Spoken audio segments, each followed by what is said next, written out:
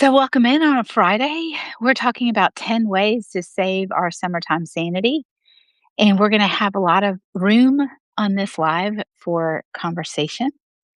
So, I'm excited about that. And I can't wait as people are popping on. And then later on, as we begin to even get comments from those of you who get to listen to it after the fact, being able to share maybe how we're doing this summer and understanding from one another that you're not the only one who's struggling in the summertime. I remember when I just had a few kids and really I would struggle in summer because I am someone who does not naturally put a schedule in place for myself. So it helps when I have an external schedule that I'm working for. In other words, like it helps to know that we're going to school or that we have classes that we have to take or activities we have to go to. And so when you give me expanse of days without much planned in it, it's kind of hard for me. It always has been.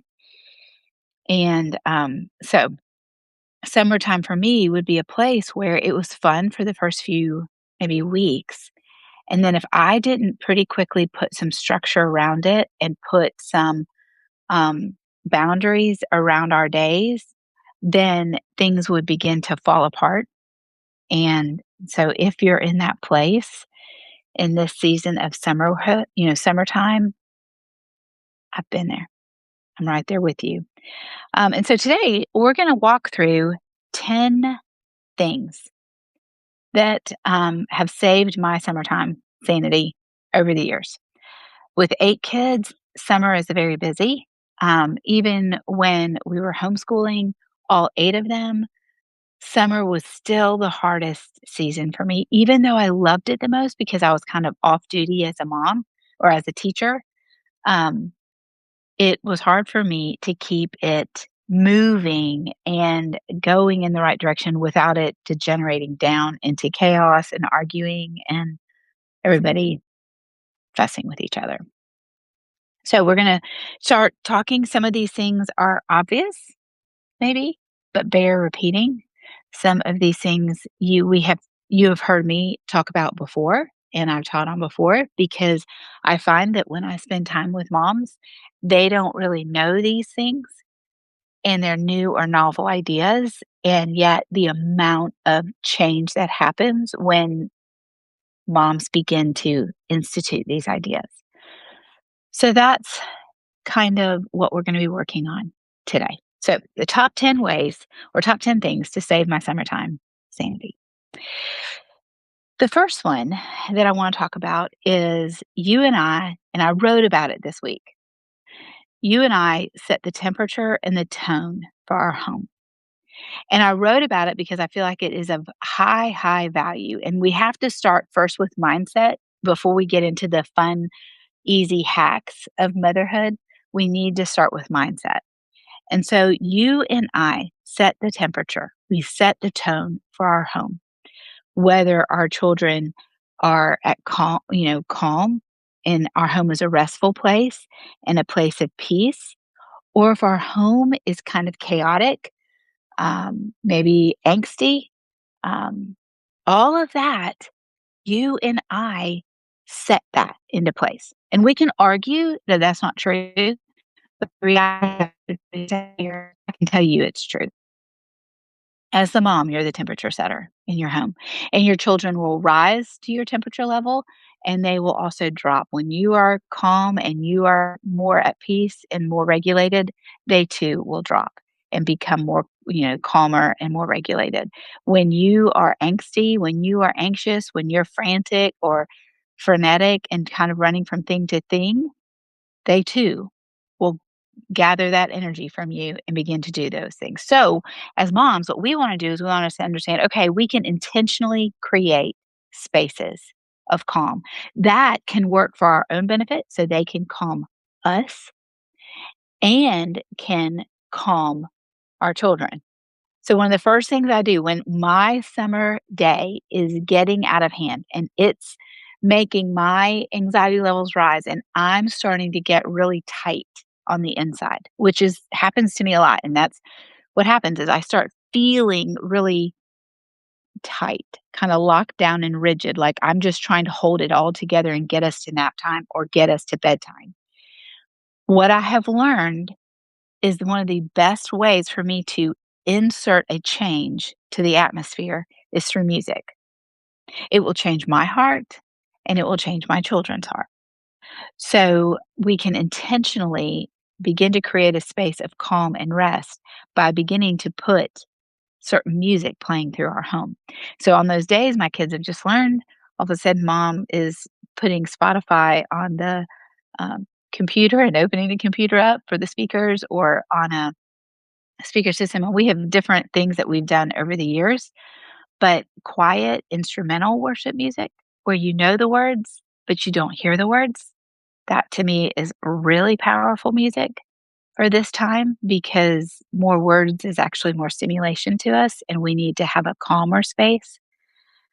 Um, but then there are times, definitely around meal times, that I have found one of the more powerful ways to use music to change the atmosphere is to turn up fun worship music really loud and invite the kids to dance with me. And so we have so many videos, so many pictures over the years, so much evidence that the Kimsey crew loves to dance on countertops. But the truth is, that's because this Kimsey mom has needed a dance break, has needed some time to blow off steam by dancing, worshiping, praising, laughing, and that does it. And so even your littlest ones, like I have just last night, we're keeping our grandchildren right now. So we have our grandkids with all of our kids, and they're 20 months and 8 months, and pop that little 20-month-old up on the countertop to dance with everybody because we needed we needed a break. We needed a dance party. So a little dance party or some quiet worship music because you and I are the temperature setters. And so we want to be aware of it. You can go and read my Substack article. That gives you tons of mindset concepts, tons of uh, scripture around it. Will help you understand that idea, but it's important. So number two, we want to encourage our children to share their hearts with us because we need to know what's going on deeper than the behavior that we're seeing. So that in summertime, when we're seeing a lot of behavior from our kids, we're actually getting to know our kids, we're studying our kids, and we're able to speak to our children's hearts. So, how do we do that? Well, three ways that I really have found to be powerful ways to get my children to open up to me and share their heart with me is my tone of voice, my facial expression, and my willingness to stop everything else and get down on their level and talk to them about it. So, stop everything else and get down and talk to them. It's crazy in the summer. And you're probably juggling a lot of things and you have all these chores and you're trying to get stuff done and you feel like, usually you do these things when the kids are at school or the kids are at this and nobody's going anywhere. And so you feel like things are stacking up. But if you can stop in that moment with that child and give them your presence and just talk with them for a minute by giving them a facial expression, even if you know that what they've done is wrong, a facial expression of interest and kindness, and a tone of voice that says, I'm open to you and I'm listening to you, then you will be miles down the road of helping your child be willing to open their heart up to you in that moment and say, well, this is what's going on, or this is what was bothering me. It is amazing how squatting down on your child's level and giving them eye contact and giving them a soft touch or a hug, coming up alongside of them and kind of pulling them into you, and then whispering in their ear will change the environment and change the whole moment. In fact, I think it's the most powerful way I can correct a child is to just come up alongside of them and draw them into me and whisper in their ear quietly, hey, you're not supposed to do that. Can we? Or that wasn't very kind. Or why do you think I'm talking to you about what you did? It's the most powerful way to draw a child's heart to you. So that's number 2. So we want to know that we set the temperature and tone, and we want to be pursuing our children's hearts in practical and real ways so that they're willing to open their hearts to us and they're open to correction. They're open to inspection. They will be repentant and we can speak blessing. Those are the 4 steps, right, of a gospel conversation that we talk about all the time in the Learning the Art of a Gospel Discipline Conversation course, which is a private podcast course that we offer at Warrior Motherhood. And you can get it, put it in your ears, and listen to it anytime you want. It'll walk you all the way through how to have a disciplined conversation. But key to that is your tone of voice, your facial expression, and your willingness to give presence to your child. And it's hard. I'm not saying it's not hard. I know it's hard in motherhood and specifically in summertime, but you can do it. So the next one is we're going to talk about some ways that we get through our day. So the places where days are hard and what we want to talk and teach into our children. So the first one is about sharing. So our kids fight, don't they? And in summertime, it feels like they fight so much. And you're like, oh my goodness, you just fight all the time. But we over here have learned, I mean, Troy and me have really fallen in this category with sharing that has, we've seen now the harvest of it, 27 years of it. I can tell you it was a good advice. It was good leadership that we followed of the way we handled our children and toys. So, what did we do? Well, sharing is hard. Sharing is character development. It has to do with kindness, thinking of others more highly than yourself, self control, lots of fruit of the Spirit, lots of activity that requires the work of the Holy Spirit in our children's lives. So, when we have children who don't know Jesus, we want to walk in a compassionate and a caring way with them, teaching them these truths and knowing we're going to be teaching these truths to them a lot because they don't even have the work of the Spirit in their life right now. Some of our children I've learned because it's true, some of mine sharing was not hard for them. And some of mine sharing struck the core of their flesh. They did not want to share. It struck right at their most sinful spaces and made them act out and retaliate in terrible ways. And so it was a space where we were talking to them all the time. So, what are the ways that we handle sharing and therefore the fighting that comes out of not being willing to share? Well, the first thing is this. We in our home had a rule that we said that we are not going to snatch a toy from anyone else.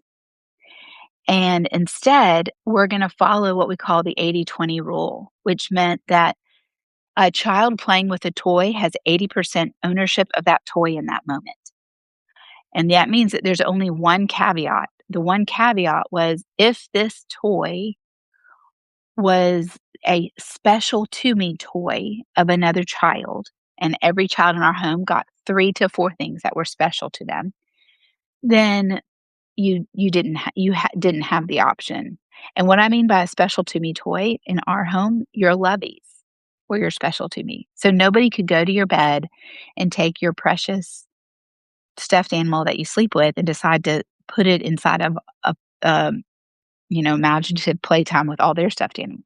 That just wasn't gonna you can't do that. You can't have that. That's special to them. If a child had had a birthday the day before and gotten a brand new toy and it was so neat, we usually gave them a week or 2 for it to be special, because after that, really, toys aren't special. They lose their special quality. And then there were some things that, like, one of our children had it was special to her. It was being given to her. It was a doll, but she didn't play with it like a doll. She kept it on a shelf. She wanted it to be different and separate. And so nobody was allowed to play with that doll, even if they were like, that doll will fit perfectly into my storyline. That's special to her. So every child had the option to have 2 to 3 special to me things, but every other toy in our house is Kimsey owned. And in the moment, if a child is playing with it appropriately, They are not doing something that will break it. They're not doing something that will ruin it. If they're playing with the toy appropriately, they get to play with it until they're finished playing with it. So, what that means for the one looking on who wants to hold ownership, wants to snatch it, or maybe just wants it, what we teach into our children is communication. So, the communication is simple. It's, when you are finished playing with that toy, will you please bring it to me? And then the one who is playing with it will say, yes, I will bring it to you when I am finished. So that one who's waiting needs to go find something else to play with. If it is a story of like the younger who is playing with it is like, let's say a toddler, and let's say it's a car, and they can play with it developmentally, they can play with it, it's appropriate for them. But they could also have it swapped out because they're just like right now, like we have an 8-month-old who's playing with a car, and we did this thing the other day. That other child waiting can come to me and say, "Mama, so and so has my car. I'm waiting for them to be finished, but they're also slobbering on it."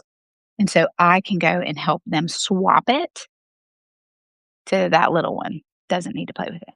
But again, we don't need screeches and we don't need snatching. That will eliminate a lot of what happens to moms in the home, which is this anxiety that wells up because everybody's screaming, everybody's fussing, everybody's yelling and coming to mommy crying. And that anxiety, you and I get to control some of that by the way we set up the environment for everyone else. So there's no snatching. And it's an 80-20 rule. And then in terms of sharing or when there's a conflict, so a separate kind of conflict, we teach a concept that's called reverse it. So when we have children in conflict in our home, instead of me giving a lecture of how that was not good, not kind, not whatever, where I'm going to walk them through the questions that we teach inside of learning the art of gospel discipline. But the idea that we're going to be putting into place here is called reverse it, which means if this same situation had happened to you, but you were the one it was happening to. And so it may be that an older brother or older sister is doing it to you, or maybe it's that sibling doing it to you. How would you feel? What would you think? And what would make it right? And when we lead our children, and this is a conversation not for a 2 or 3-year-old. So in a 2 or 3-year-old, you're gonna have to help them navigate this. But when we're training our children to be in relationship, to be in community with other people, we want them to have a frame of mind that they're thinking of the other person more highly than themselves, right? That's biblical. So we want them to always be like, well, if I do this to that person, if it were done to me, would I like it? Would it be kind? Would it be helpful? Would it be caring and honoring, or would it not be? What would be caring and honoring in a helpful way for me to react or to interact with my sibling? So we use that a lot of just this, we just have conversation of let's reverse it and put you in the place of more of the victim than the aggressor. Usually that helps in those conversations smooth things out and people begin to see, oh, I can see it from someone else's perspective. The next, number 5 is teaching kindness. So we've talked about sharing, we've talked about reversing for most conflict. We're going to reverse it. Number 5, we're going to teach kindness.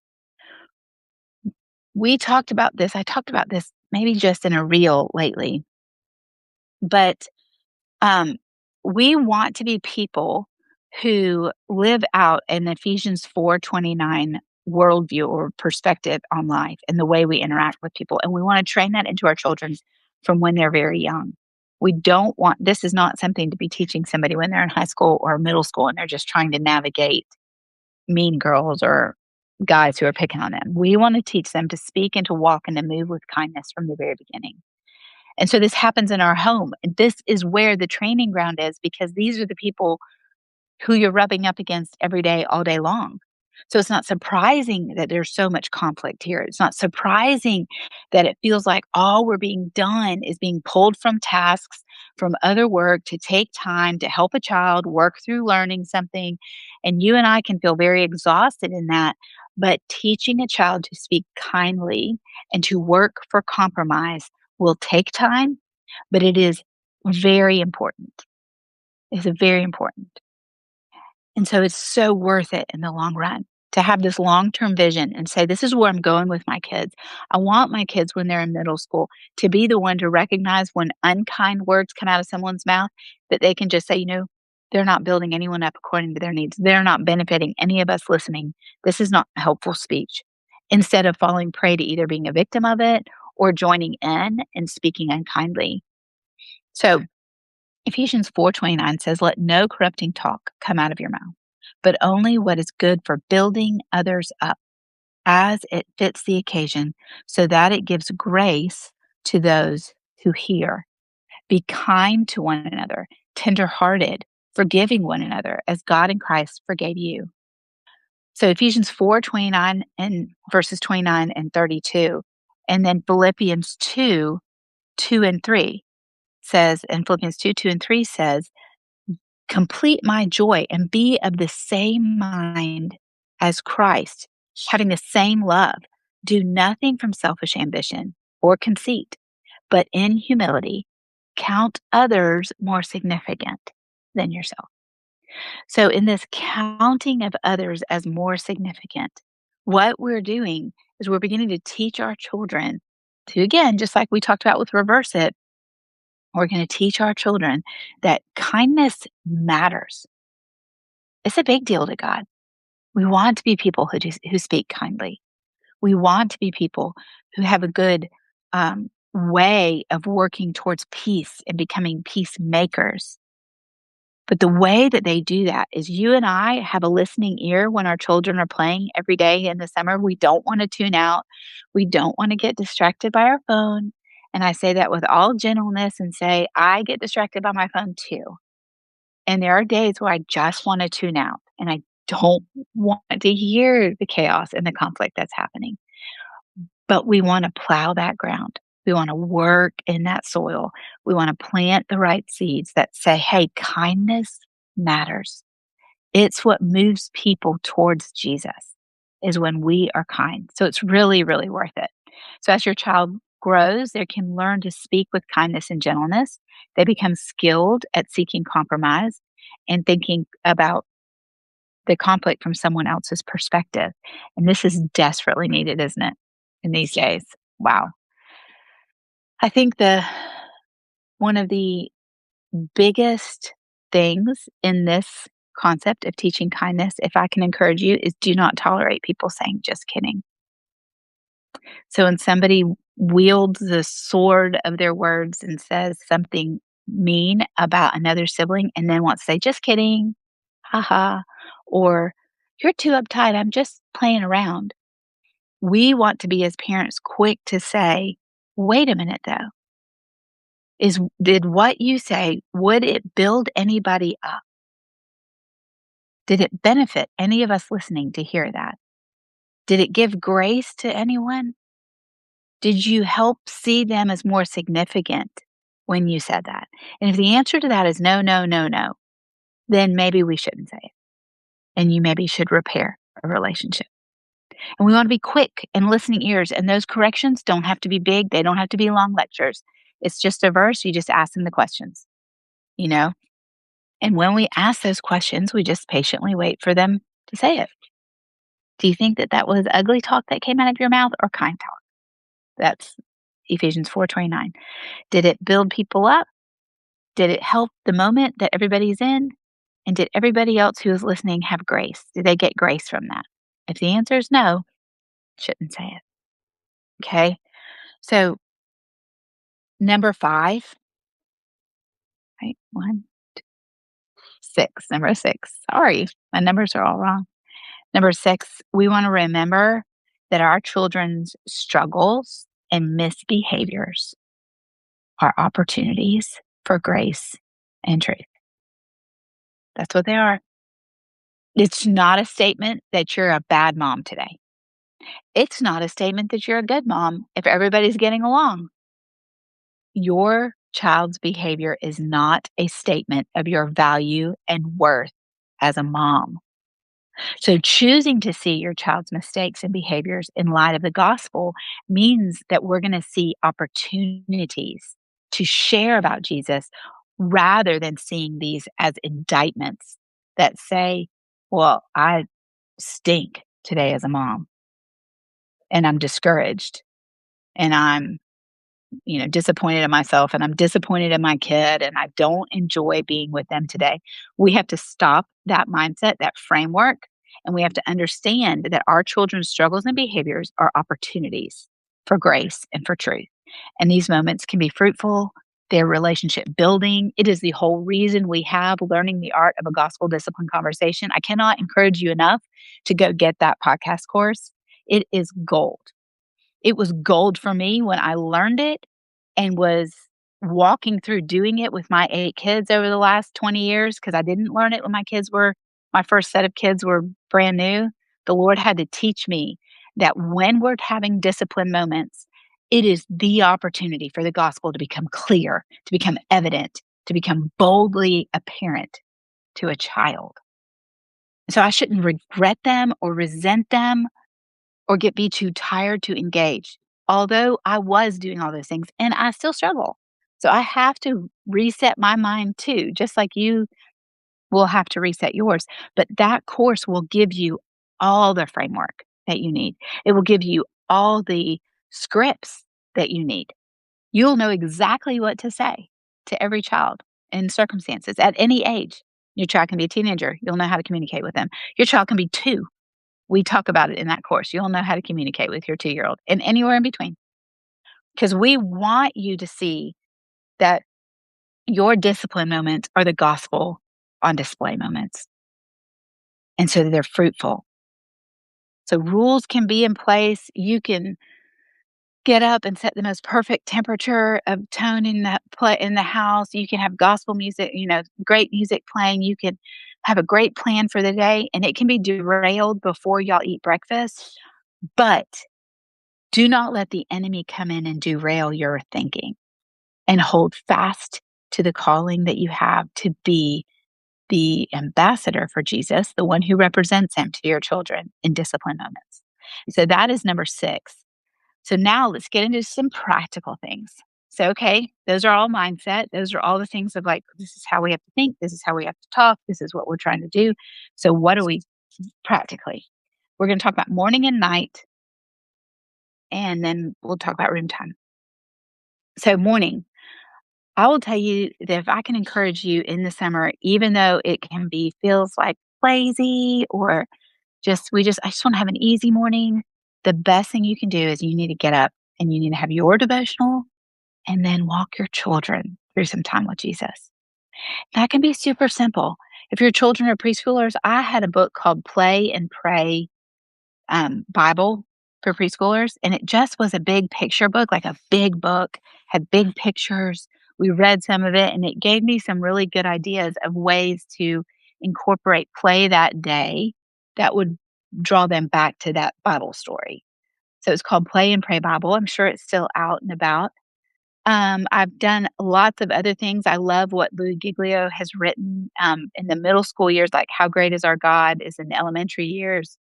Um, there's several that he has. We've done all of them. I'll put a bunch of these in the notes, but start your day purposefully for you and for your child. Connect with Jesus first. Don't pick up your phone first. Connect with Jesus first. Stop for a minute in your bed, even, and go, Jesus, this is your day. So, how are we going to walk through today together with my kids in a way that shows them you? And so morning devotions, morning time. I never was somebody who got up an hour before my kids got up. I honestly am still convinced that my kids could like smell me if I moved around the house. Like they just knew when I was up. So I had to be up but stay in my bed. And so I would. And then the minute my feet hit the floor, one of my kids could somehow know I was up and would call my name. But be purposeful in the morning. I had one person who told me, It was like no breakfast before the word, no bread before the bread, I think is how they said it. In other words, I'm not gonna eat before I sit with Jesus. And when your children watch you do it and you keep it simple and you let them hear about what you're reading, that's all it is. It's going, I'm reading this book and let me read you this one verse. Do you know that Jesus loves you? It can be super simple. As they grow, it will be more. But when you're little and your kids are little, it can be super simple. But start with morning devotions. In the middle of the day, in the summertime, I learned because I needed structure, I needed boundaries, and I needed to know that I would have some time for me in the middle of the day. We instituted something called room time. So, room time is, and it will save your sanity. I love room time. So, again, we have our grandbaby staying here with us this week and my kids, and we have had room time every day for everybody because I still do it with my older ones. If I just need some time to just maybe and I just need it to get quiet, I will say, "I'm gonna need you to let's go do some room time."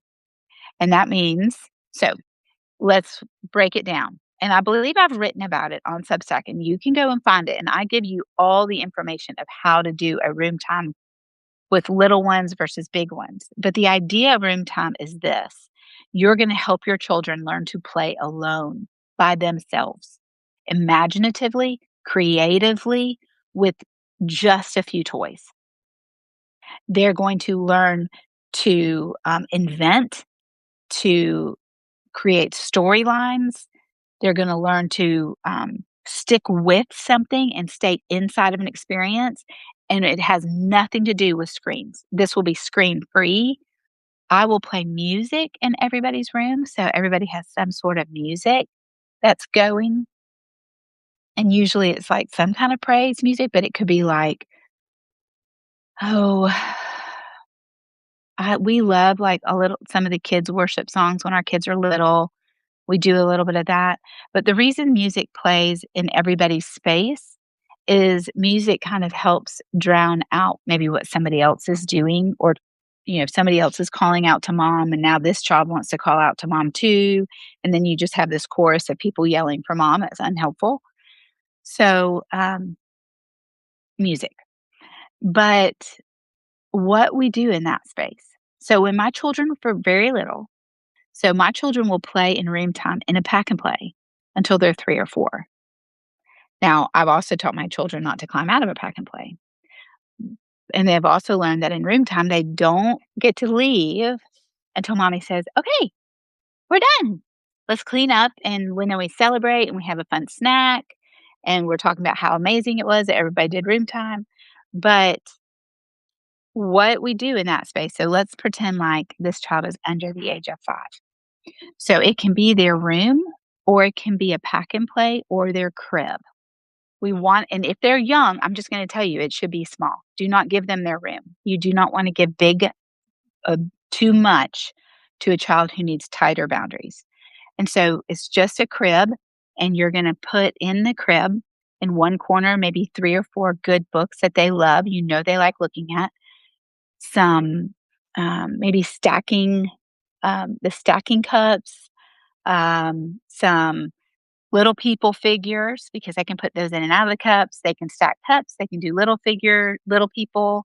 Maybe some puzzles with some just to make one puzzle with easy pieces if they're little. Now, I wouldn't do a puzzle in a bigger kids' room because that puzzle is going to be too simple for them. But you're thinking about developmentally, what can my child play with in this crib and do multiple things with. This is not the time to put in every music toy that just pokes buttons, but I would put one in that would sing songs so they can, the 20-month-old in his room time right now, we have this, I think it's a VTech open and shut book about animal sounds. Like, and you poke all the animals and every animal tells its own sound. So I have it turned on and he can poke the buttons if he wants and hear the sounds, or he cannot interact with that book at all. And then in his right now, he has stacking cups and he's really big into construction vehicles right now. So we have 3 to 4 construction vehicles. And then he has actually in his right now, the little people nativity scene.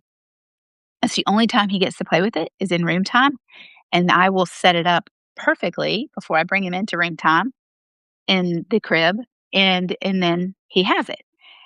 I have watched how children will move things around and play and interact toys together that don't necessarily interact, but you want them to play. I will also always include a cup of water in their room time so they have water to drink.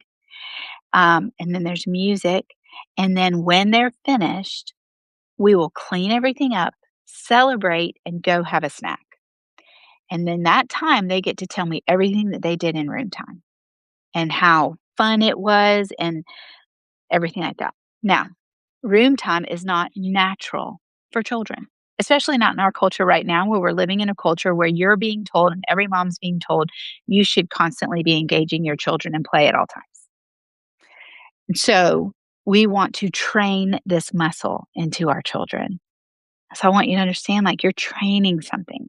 So we're going to start with lot of small, tiny increments, and then we're going to get better at it and grow with more time. So I always start with 20 minutes for my youngest, with my goal being that they could play up to an hour by themselves in their bed or in their room as they get bigger. So when they're 5 to 10, they can play in their room.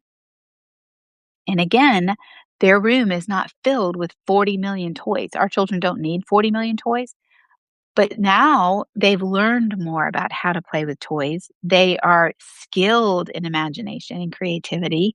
And so I'm going to let them play with their dolls and pull out all their dolls or pull out every Barbie and set up a whole Barbie town, which is what my children have done, or build an entire Lego village or battle scene and play for an hour or more. But room time is that place. They're not interrupted. No other sibling is bothering them. Nobody is snatching or trying to take a toy or fuss at them. And they can grow and work on the muscles in their mind that help them think outside of the box, think creatively, and invent things.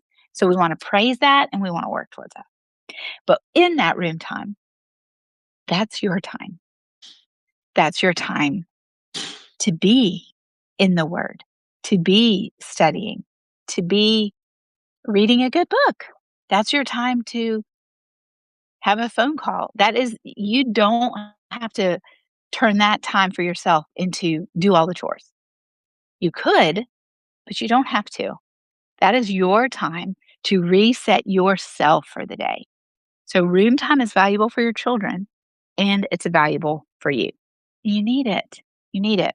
So, the very last one is setting an evening rhythm. So, summertime nights sometimes get longer and they get like you're staying up later, and then children maybe are sleepier, or maybe you just lose the ritual that you normally did. And so, we have found it's very helpful for us that bedtime rituals are a bedrock of stability and rhythm so that if we're at our house or at grandma's house or at a hotel or we're at somebody else's house, like wherever we happen to be at summer, we can go to bed easily and that our children can, no matter where they're sleeping, walking them through a ritual will help quiet and stabilize their heart so they'll calm down to go to sleep. So, our ritual, we just focused on 5 simple steps. We focused on these things: the chores of bedtime, which are going potty, brushing your teeth, getting a new, getting your clothes changed, getting a diaper. And then the second one is getting your lovey. So each of our children has had some sort of a blanket, a stuffed animal, a something that they go to sleep with that will be continuous no matter where they sleep. It is their home away from home, if you will, if they're somewhere else. And so we do that. And then so we get a lovey, we do the chores, we get a lovey, we read a story at bedtime, we pray, and we sing a song. And it's a simple song. We don't sing 5 songs, we sing 1. But when your children know that this is what you do, then you can be in any bedroom and you can be in any space and you can do this. They can be in the pack and play that's gone to grandmother's house when they're normally used to their own quiet crib. They can adjust and change because everything has been it's the same rhythm. It's the same ritual.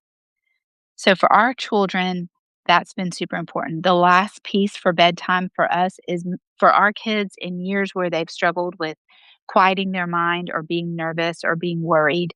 We do play instrumental worship music at night. It helps them and it creates an environment for their mind to rest. All right. Anything else that you would add to this list, I will welcome. Summertime is such a time to be insane, to feel crazy, and to feel like you're out of control.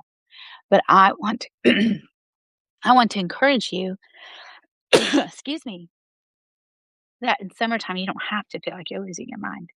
You can feel confident and secure because you're holding to the plumb line of who Jesus is. And you're saying, okay, Lord, then what is my purpose here? What is the reason that I'm here?